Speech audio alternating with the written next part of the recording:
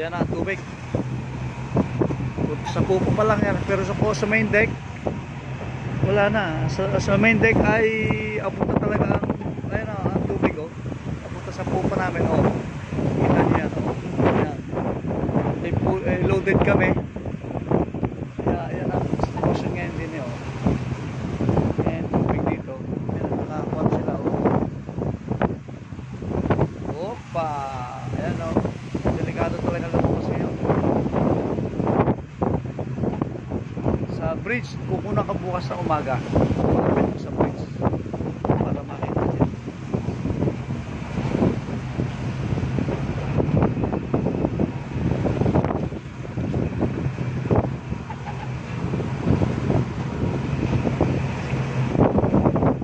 Bali nasa pupa ako ngayon sa Starboard Quarter.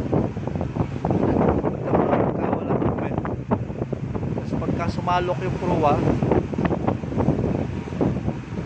yan, ang mga tukok pa ngayon. Pagbaba uli, yan ang tubig oh. Yan ang tubig. Siguro mga 1 metro na lang.